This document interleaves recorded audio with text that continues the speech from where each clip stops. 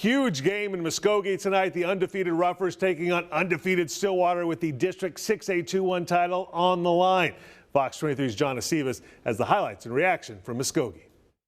2 years ago, Muskogee did not win a single game. This year, they're undefeated. If they pulled this off, they'd have their first undefeated season since 1980, but they'd have to beat #1 Stillwater. Things are lit at Muskogee's new stadium. The #2 Muskogee Roughers bringing in the #1 Stillwater Pioneers. It'll be the Pioneers picking off Jamarian Ficklin early in this game, and not long after, they'll do something with it.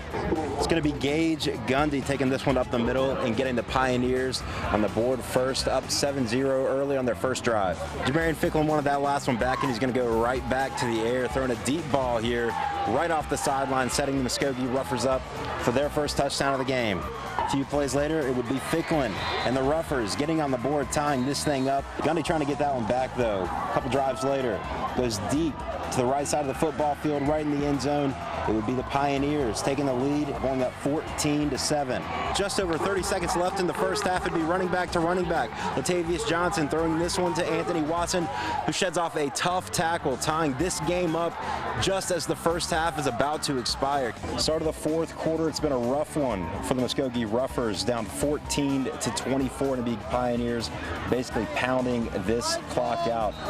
They'd eventually go up 38-14. Muskogee pulling off a really tough run here. Look at this, bouncing around, taking a lot of hits before finally being brought down. Final score of this game, 38-21. We spoke with the head coach and quarterback about finishing strong in the second half. Muskogee's a really good football team, played really hard. I think over the course of the ball game, we were able to wear them down, man. I mean, got tough physical kids and played well, executed well. You got to keep fighting. We went at halftime, it was tied up, and we all stayed calm and cool, collectively came out and just kept playing our game, and then it shows that.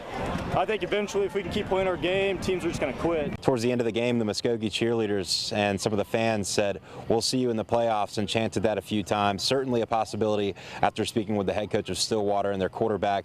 They know Muskogee is a solid team and will likely be playing deep into the playoffs. Covering news that matters, I'm John Acevas, Fox 23 News.